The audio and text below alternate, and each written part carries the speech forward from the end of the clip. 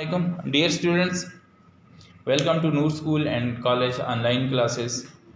6 chapter के बाद इंशाल्लाह हम अब स्टार्ट करने वाले हैं 8th 7th और जो 7th चैप्टर है वो आखिरी ट्रिग्नोमेट्रिक पोर्शन कंप्लीट करने के बाद पढ़ाया जाएगा। अब 8th चैप्टर है फंक्शन। तो थोड़ा सा मैं आपको बैकग्राउंड में ले जाऊंगा कि फंक्शन क्या होता है। ये चैप्टर 8 है। What is function? तो 10th में भी हमने पढ़ा कि function is a binary relation. Function is a binary relation in which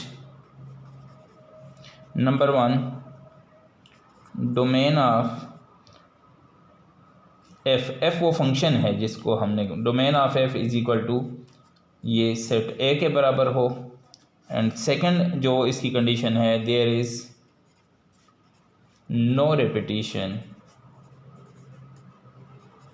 in domain element.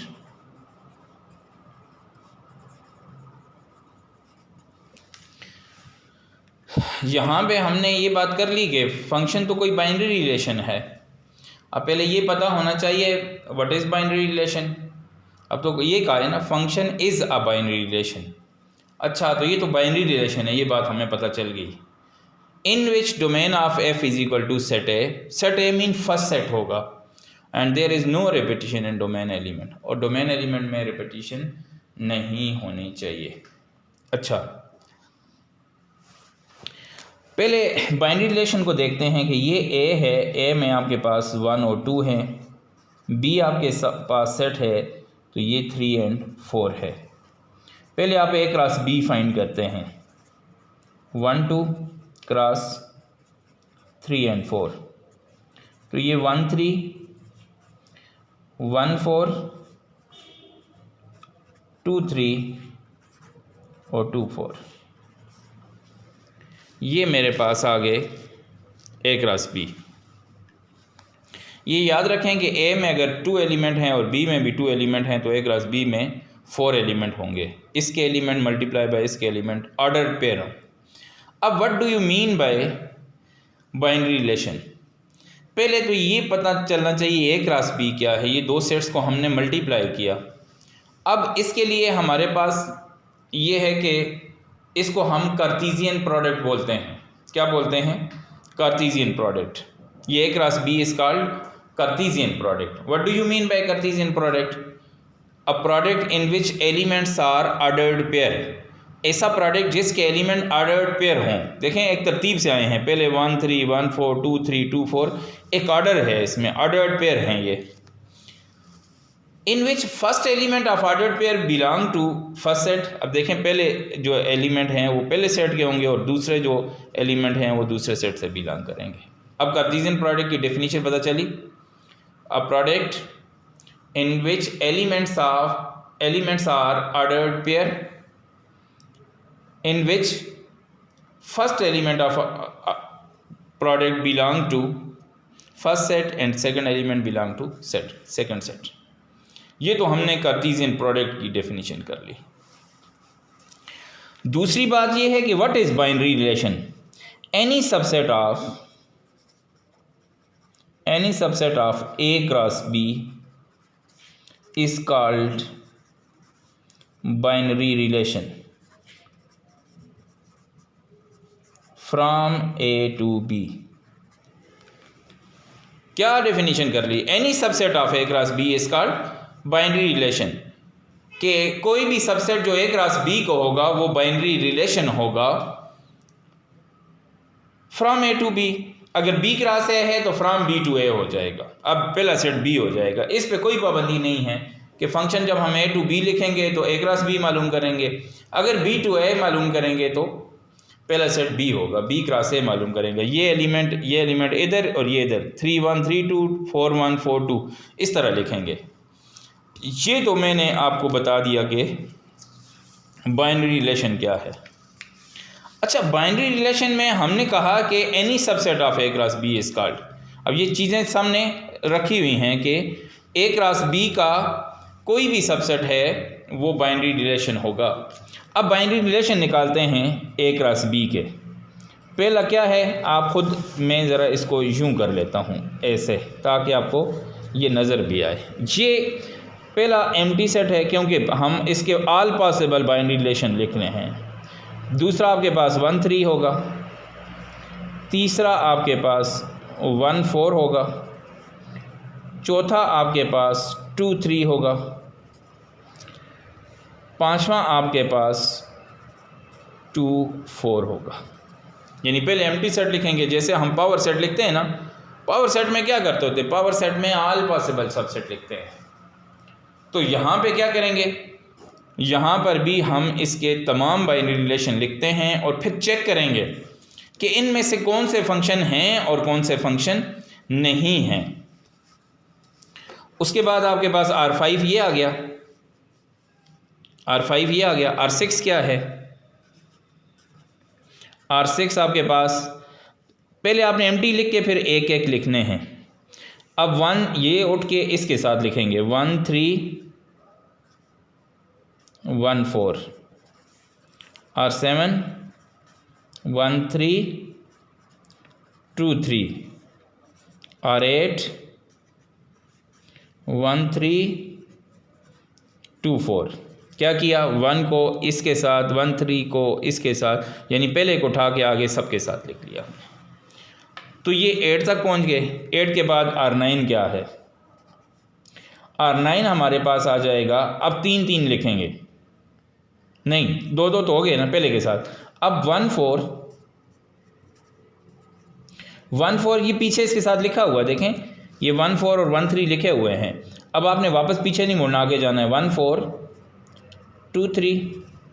R10 क्या हो जाएगा, 1 4 और 2 4।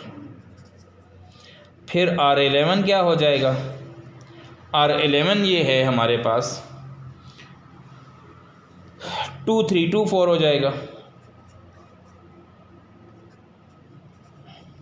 अब सबको एक एक दफ़ा, पहले इसमें मैं स्टार डाल देता हूँ, इसमें मैंने गुड का निशान लगा दिया, इसमें मैंने क्रॉस का निशान लगा लिया और इसमें मैंने एक सर्कल बना दिया। पहली दफ़ा स्टार वाले को छोड़ के बाकी तीनों लिख लें। 1 4 2 3 2 4। R13,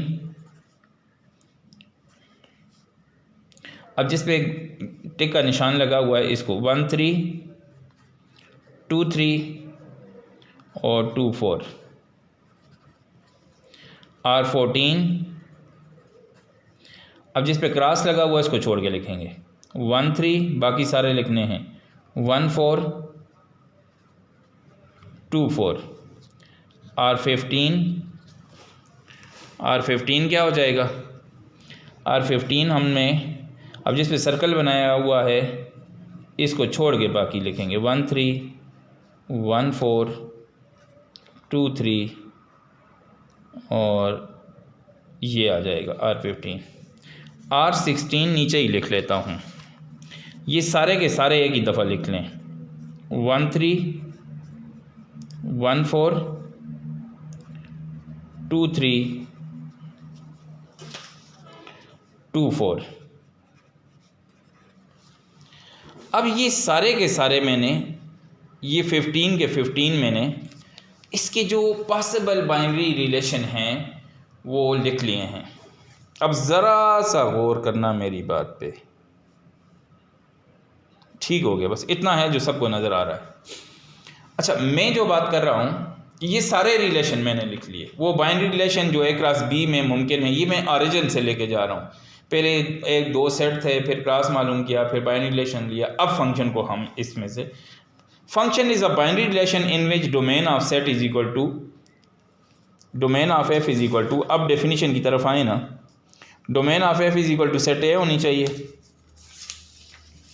अब यहाँ पे देखें तो किसकी डोमेन, डोमेन क्या है और रेंज क्या है।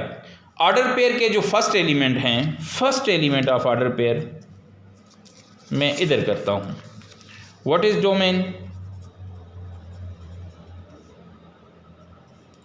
First element of ordered pair known as domain. Range क्या है? सेकेंड एलिमेंट ऑफ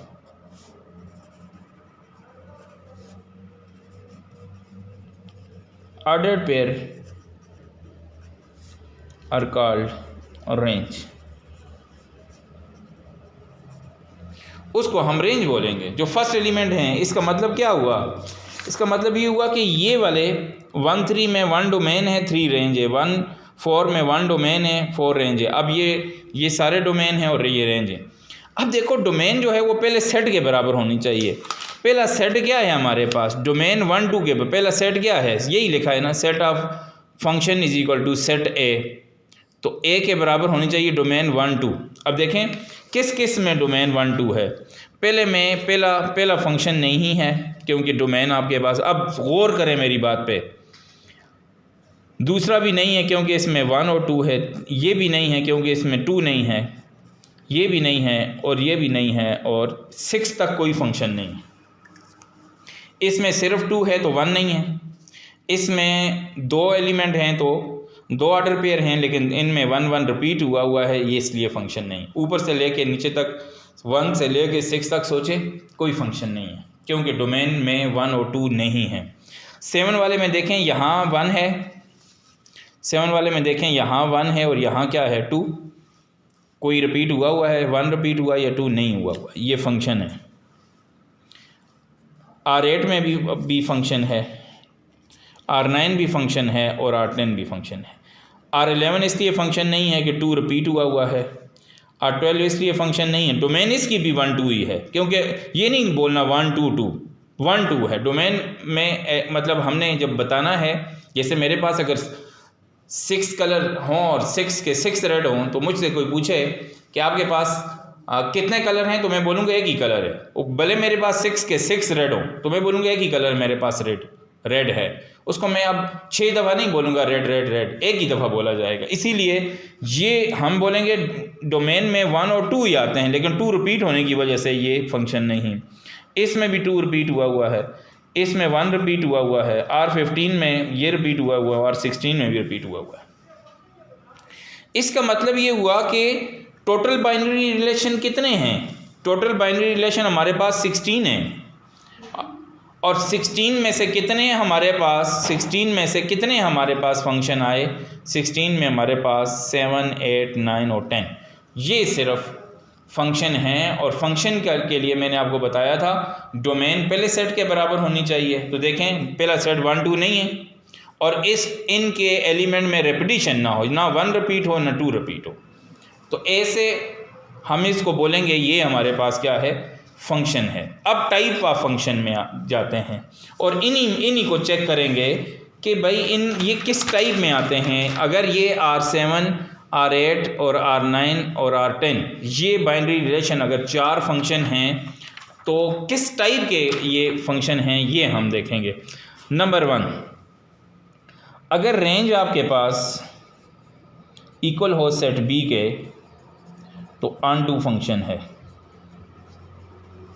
अगर रेंज आपके पास सेट बी के बराबर ना हो तो इन टू फंक्शन है। If there is no repetition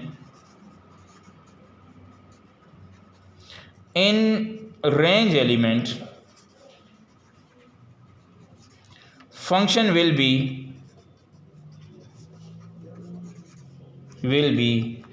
1 1 function. पहली टाइप, दूसरी टाइप और तीसरी टाइप।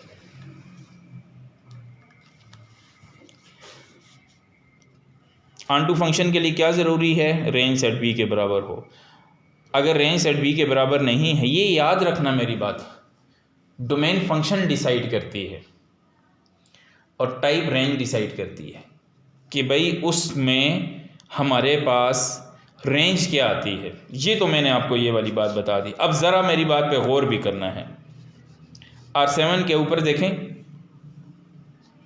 रेंज क्या है? 3 3, और सेट बी के एलिमेंट पे भी आप सेट बी के एलिमेंट भी देखें तो सेट बी के जो एलिमेंट हैं मेरे पास, सेट बी के जो एलिमेंट हैं, मैंने ये फोल्ड कर लिया, सेट बी के जो एलिमेंट हैं वो मेरे पास 3 और 4 हैं, और ये डोमेन 3 है तो सेट बी के बराबर नहीं है। इसका मतलब है कि R7 जो है वो क्या है, फंक्शन को कैसे लिखेंगे, ये ए से बी में इनटू फंक्शन है, ए से बी में इनटू फंक्शन है।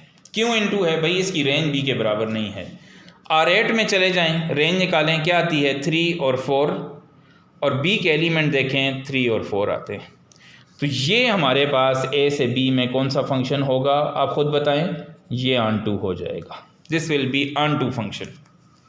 इसी तरह R9 में चले जाएं तो रेंज निकालें, 4 और 3 आती है, और 4 और 3 बी में आते हैं, सेट बी के एलिमेंट 4 और 3 हैं, ये भी ऑन टू फंक्शन है,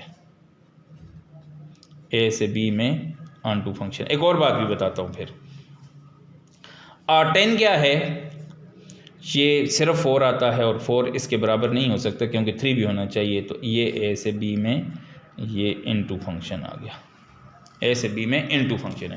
अब जो बात मैं कह रहा था उस पर ज़रा गौर करना है। अब ये पता चल गया कि भाई कौन से इनटू हैं और ऑन टू हैं, और कैसे हम इनटू और ऑन टू फंक्शन जो हैं वो डिसाइड करेंगे। फिर उसने तीसरी बात ये भी लिखी थी कि if there is no repetition in range element the function will be 1 1। तो रेंज एलिमेंट में देखें किस किस में रिपीटिशन है, R7 में देखें, R7 में देखें,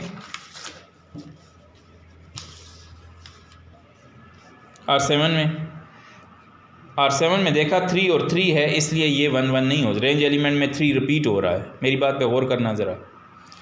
जबकि R8 में अगर मैं देखूं 3 और 4 जो है उनमें से रेंज में कोई भी नहीं रिपीट हो रहा, 3 भी नहीं रिपीट हो रहा और 4 भी नहीं रिपीट हो रहा, ये ऑन टू तो है ही है, साथ 1 1 भी है, ये 1 1 ऑन टू फंक्शन होगा। फिर कौन सा फंक्शन होगा, 1 1 ऑन टू। सिमिलरली इधर 4 और 3 है, कोई रिपीट नहीं हो रहा, तो ये 1 1 ऑन टू फंक्शन होगा। इधर 4 4 रिपीट हो रहा है, तो ये सिर्फ और सिर्फ इनटू फंक्शन है और 1 1 नहीं है। इसका मतलब ये हुआ कि अब मैं एक रिज़ल्ट पे पहुंच गया कि जब दो सेट्स के एलिमेंट्स की तादाद हो बराबर, जैसे हमने अभी किया A 1 2 3, B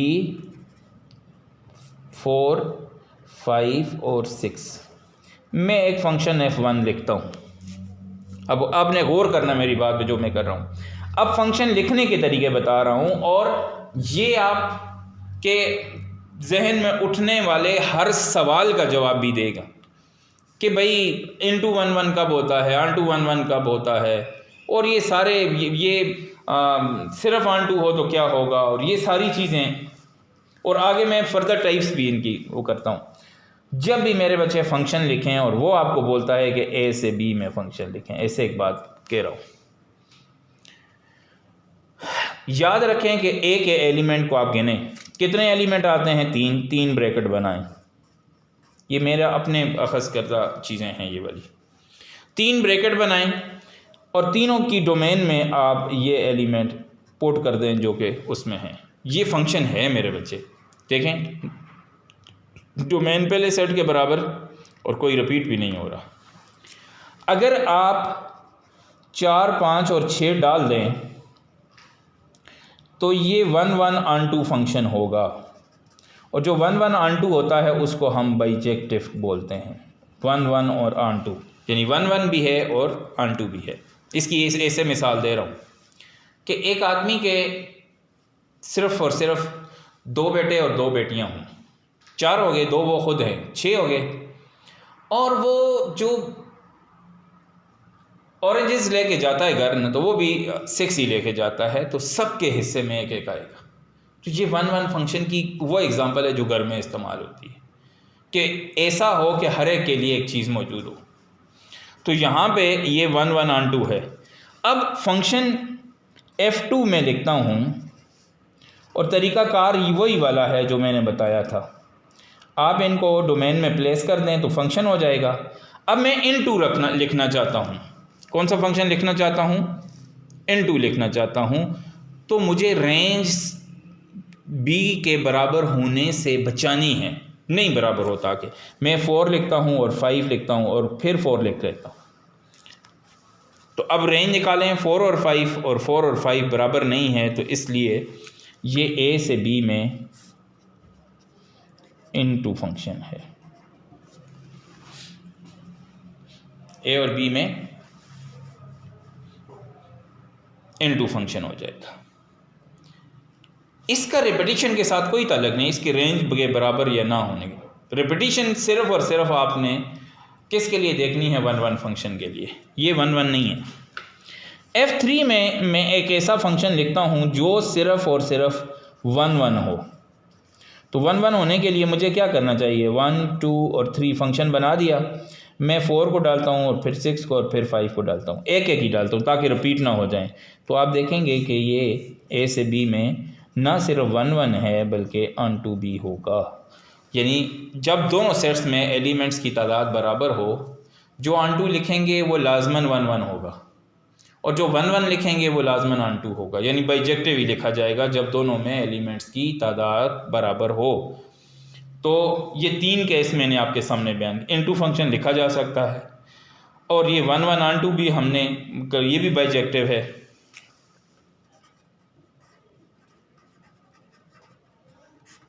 सही हो गया। अच्छा, अब ये this will be the case 1, ये C1 था। C1 में जब दोनों सेट्स में एलिमेंट्स की तादाद बराबर हो तो फंक्शन किस तरह का होगा। ठीक हो गया। अब मैं दूसरा केस डिस्कस करता हूँ। केस 2 पे जाते हैं हम।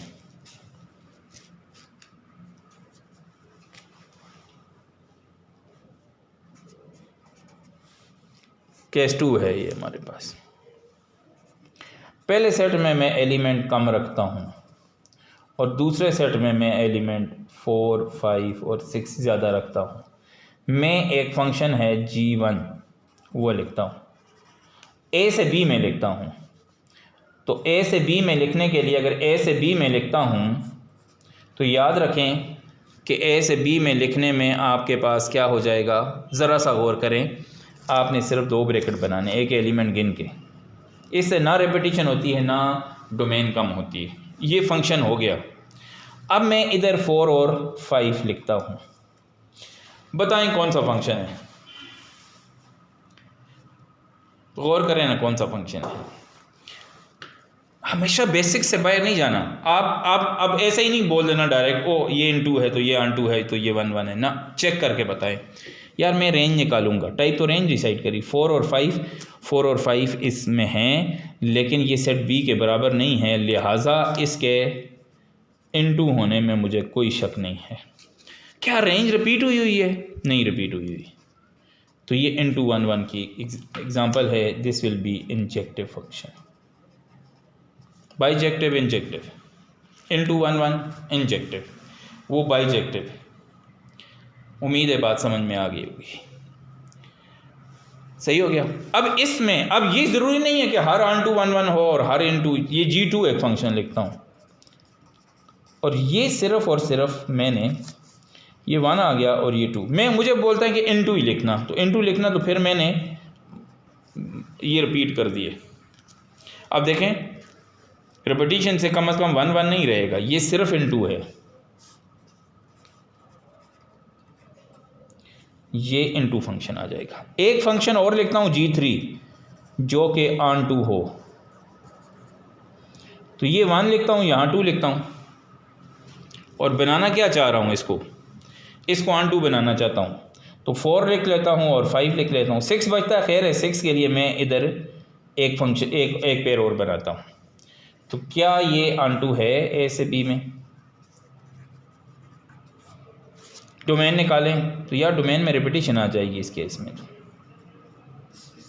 इसमें ये भी 1 है और ये भी 1 है, तो हम ऑन टू इस केस में लिखना नहीं लिख सकते। ऐसे लिखता हूँ, नहीं लिख सकते। We can't write onto function in this case. क्यों? फिर गौर करें, ऑन टू के लिए रेंज के तीनों एलिमेंट का आना ज़रूरी है। तो यहाँ 1 2 हैं तो ये या 4 या 6 के साथ या 4 या 5 के साथ, इन दोनों के साथ आएगा। जब मैं तीसरे को रिपीट करना चाहूँगा तो डोमेन में रिपीटिशन आ जाएगी। आप इस केस में ऑन फंक्शन लिखना चाहें भी तो नहीं लिख सकते, इनटू भी हम लिख सकते हैं और इनटू 1 1 यानी इंजेक्टिव फंक्शन भी हम यहाँ पे लिख सकते हैं। This will be the second case. Third case की तरफ आएँ, केस 3 आ गया हमारे पास। तो केस 3 क्या कहता है? केस 3 ये कहता है कि आप पहले में ज़्यादा एलिमेंट रखते हैं, हम 1 2 3, बी में हमने रखे 4 और 5। मैं अब फंक्शन रखता हूँ h1, नाम कुछ भी रखे जा सकते हैं। h1 अगर a से b में है तो a में जितने एलिमेंट है उतने ब्रैकेट बना के डोमेन में इनके एलिमेंट हमने प्लेस कर देने हैं। ये 1 2 आ जाएगा h1। अब मैंने ये लिखा 4, ये 5 और ये 4। अब मुझे बताएं, सोचें ज़रा ये कौन सा फंक्शन होगा। एक लम्हे के लिए सोचें। सोचा? क्या जवाब आया आपके जहन में? शाबाश। रेंज निकालें 4 और 5। आप बहुत सारे लोग इनटू बोल रहे होंगे। 4 और 5 निकालें। यहाँ 4 और 5 ही नज़र आ रहे हैं हमें रेंज में। ये सिर्फ ऑन टू फंक्शन है, 1 1 नहीं है। ऑन टू फंक्शन है which is also called surjective function। surjective अपने सर पे सिर्फ और सिर्फ ऑन टू है भाई, बाकी इसके साथ कुछ भी नहीं है। क्यों? रेपिटेशन वाली बातें और हम ये चीज़ें और ये मिक्स करेंगे। ये बात याद रखना कि हमने फॉर एग्ज़ाम्पल एक टेबल डिसाइड कर दी। जिस टेबल, ये जो टेबल है ये अमूमन आम टेबल से बड़ी है जिस पे मैंने कैमरा रखा हुआ है। वो जो प्रिंसिपल ऑफिस की टेबल है वो इससे भी बड़ी है। उधर लैब में चले जाएं तो उससे भी बड़ी टेबल्स पड़ी हुई हैं, लेकिन नाम टेबल ही है, साइज से कोई फ़र्क नहीं पड़ता। जिनकी शक्ल इस तरह की होगी उनको टेबल बोलेंगे, सिंपल। तो भाई हमने तो ये जो फंक्शन डिफ़ाइन कर लिया, उनके बेसिक चीज़ें चेक करनी हैं कि आपने डोमेन निकालनी है, डोमेन देखी, रेंज निकालनी है, रेंज देखी। पहले डोमेन देख तो हमने करके फंक्शन बनाना है। एक बात याद रखना, फंक्शन होगा तो टाइप में चेक करेंगे, फंक्शन नहीं है तो टाइप में चेक करने की ज़रूरत नहीं है। अब ये क्या हो जाएगा? 1 2 3 फंक्शन है, 4 5 आता है, इसमें बी के बराबर है, ऑन टू है। रेपिटेशन चेक कर ली हमने, रेपिटेशन आ रही है, लिहाजा ये 1 1 नहीं है। ठीक हो गया। h2 में एक हम n2 फंक्शन देख लें। n2 ऐसा फंक्शन है जो सब में लिखा जा सकता है। अच्छा, अब मैं ये लिखता हूँ कि 1 2 और 3, यहाँ मैंने 4 लिखा और यहाँ भी मैंने 4 लिखा और यहाँ भी मैंने 4 लिखा। अब मैंने डोमेन, अब मैंने रेंज b के बराबर होने से बचानी है, ना हो बराबर। बराबर हो गया तो फिर तो ऑन टू हो जाएगा, इसलिए मैंने 4 को, यहाँ 5 5 भी लिख सकते हैं आप, फिर भी वो होगा कौन सा फंक्शन? इनटू, ए से बी में इनटू फंक्शन है। और मेरी बात ये भी याद रखना कि हमने ऑन टू में रेंज बराबर रखनी है, इनटू में रेंज बराबर नहीं रखनी। इसलिए मैंने ये अगर 4 और 5 में रिपीट कर लेता तो फिर ये बराबर हो जाता, फिर ये ऑन टू हो जाता। इसलिए मैंने तो सिर्फ एक एलिमेंट ही इस्तेमाल करना, अगर दूसरा कर लिया तो बराबरी में आ जाएगा। इसलिए मैंने इससे इसको दूर रखा कि 5 ना आ जाए कहीं पे। ठीक हो गया। h3 में एक फंक्शन लिखना चाहता हूँ जिसको मैं 1 1 बनाना चाहता हूँ, 1 2 और 3। मैंने 4 लिखा और मैंने 5 लिखा। अब मैं खड़ा सोच रहा हूँ कि मैं अगर इधर 4 या 5 लिखता हूँ तो ये तो रिपीट हो जाएंगे, मैं 3 को हटाता हूँ तो फंक्शन नहीं रहता। इस केस में हम ए से बी में 1 1 नहीं लिख सकते। We can't write 1 1 in this case because number of element in first set is more than number of element as compare to set B. तो अगर फर्स्ट के एलिमेंट की तादाद ज़्यादा है तो वो बग़ैर इनकी रेपिटेशन के पेयर नहीं बना सकता, इसलिए इसमें 1 1 नहीं लिख सकते। उम्मीद है ये आपके हर सवाल का जवाब देगी।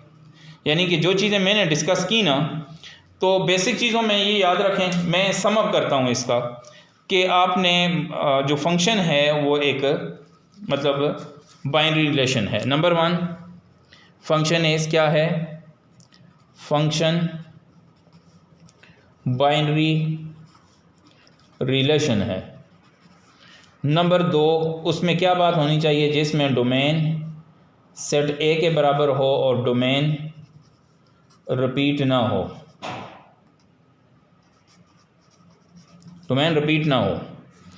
तीसरी बात यह है कि ऑन टू तब होगा फंक्शन जब हमारे पास रेंज जो है वो सेकंड सेट के बराबर हो। नंबर फोर, इनटू तब होगा जब रेंज सेकंड सेट के बराबर ना हो। और नंबर फाइव, 1 1 कब होगा? When there is no repetition in range element, function will be 1 1। तो फंक्शन क्या होगा? 1 1 होगा। इसके अलावा डोमेन रेंज क्या है? डोमेन ऑर्डर पेयर का पहला एलिमेंट है और रेंज क्या है? वो ऑर्डर पेयर का सेकंड एलिमेंट है। बाकी आपने तीनों के केसेस की। अब क्या करना है आपने? अब आपने नीट नोटबुक पे ऑन टू फंक्शन की हर केस, तीनों केसेस लिखने हैं। सेट ये वाले रखने हैं आपने, ए बी सी, बी आपने रखना है डी ई और एफ। तीनों केसेस में एलिमेंट कम ज़्यादा खुद कर लेने जैसे मैंने किए हैं। तो आपने ऑन टू फंक्शन, 1 1 फंक्शन और onto 1 1 function, into 1 1 function और सिर्फ इनटू 1 1 फंक्शन, जैसे मैंने 3 3 एग्जांपल्स की, आपने भी हर एक की 3 3 एग्जांपल्स करनी है। उम्मीद है कि ये आपके जहन में फ़ंक्शन के बारे में उठने वाले हर सवाल का जवाब देगा। कोई ऐसी बात नहीं जो छोड़ दी हो मैंने। तो आपने क्या करना है? 3 3 एग्जांपल हर एक की, इनटू, ऑन टू और इनटू 1 1 है या ऑन टू 1 1 है, लाजमन जो पॉसिबल हों तो 3 3 एग्जांपल एलिमेंट बराबर रख के भी। दूसरे में आपने एफ़ नहीं लिखना, तीसरे में आपने सी नहीं लिखना, और तीनों आपने जो है केसेस नीट कॉपी पे इनकी एक एक एग्जांपल लिखनी है। और ये आपको फंक्शन की बेस बनाएगा। अभी सिर्फ बेस पे हैं हम, और जो फर्स्ट ईयर के लेवल पे जो फंक्शन है, कॉन्सेप्ट यही वाला है, लेकिन हमारी डेफिनेशंस थोड़ी चेंज हो जाएंगी। कॉन्सेप्ट मैंने ये कहा है ना, यही वाला होगा, लेकिन अल्फाज हम और इस्तेमाल करेंगे इनके लिए। इनकी जो लेवल है वो थोड़ा चेंज हो जाएगा। अपना ख्याल रखिएगा। इस वीडियो को 2 दफ़ा ज़रूर देखना है, क्योंकि ये आपको हमेशा हमेशा के लिए फ़ंक्शन वाले तमाम मसाइल से छुटकारा देगा। बहुत शुक्रिया। अस्सलाम वालेकुम।